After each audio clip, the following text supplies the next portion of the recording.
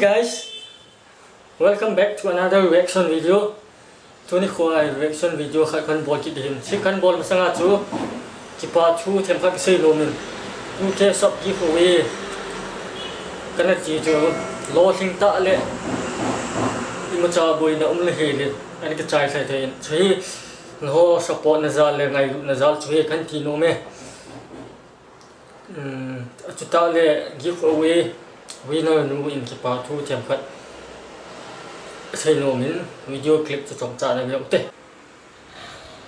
Thank you Agopo YouTube channel for letting me win your first 2K subscribers giveaway. Congratulations on hitting 2K subscribers. Thank you. And yeah guys, if you want to get more exciting giveaway like this, then don't forget to like, share and subscribe his YouTube channel and turn on the notification bell so that you will be aware whenever he gives a new giveaway. Thank you. Okay, it's to him. Kipa thu an sei na. To video about reaction kan bol le pen chu hi a le. Deilhen Asherie Zounun nin asa. Teri shower tele chonic how keep in at home. Chu him. Tun video chu vet sa na nei ute.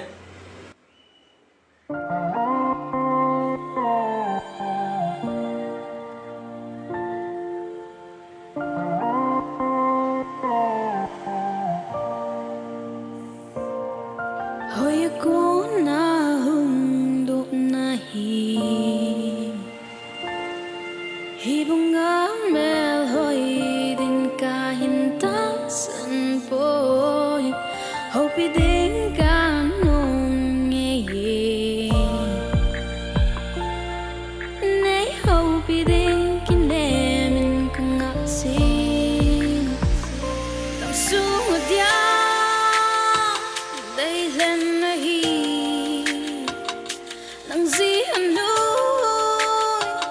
thazing kahi nang akon bo ki para kamu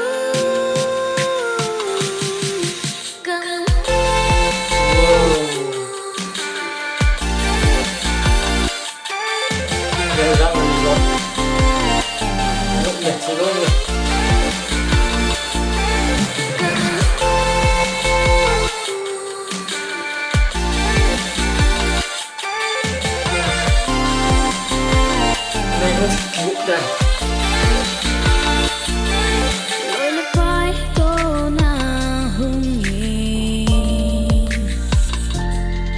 cho la nu bang in ve no nào mê cả hình khóa nàng bang ngang đang kinh lu get hello đi tâm xuống ya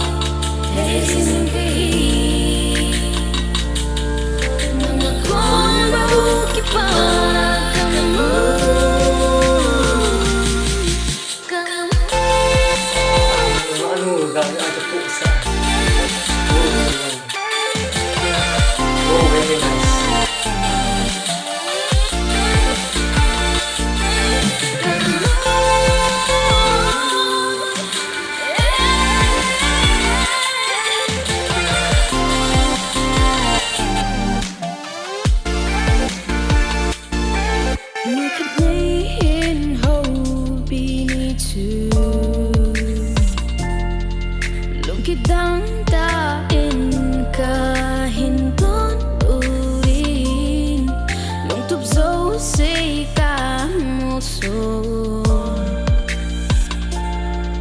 Kalong gel nay hetin pesalin Tam sungot ya Deilhen nahi Ang zihan do Hazing kahi nang akon bo ki para kamu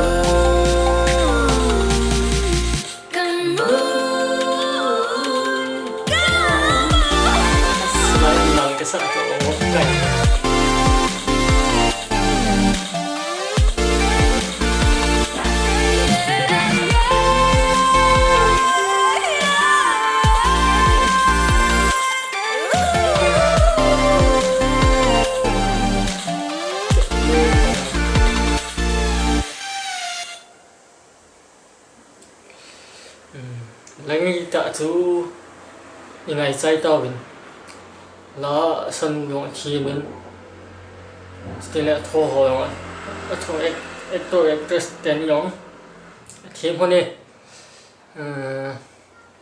chilai so na pa na ngai num la khat cho in na video an tho do hi vet nôm khe je nge ngai nôm khe je nge ting le music in ball he le nathan lms ama music ball hi ama music ball ho yong hi angi thei su ke ting le Asherie Zounun oi yong ni la sa yong hi ama la sa dan style hoi na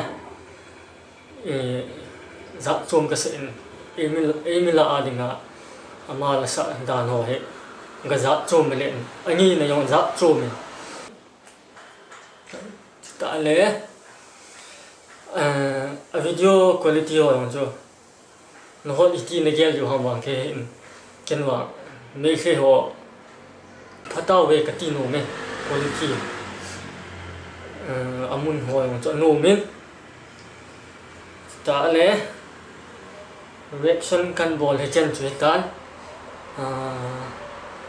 ka channel la tha ni ale subscribe nin bol pin la ting le ka channel subscribe so yong chun like share comment nin bol pi ji win lang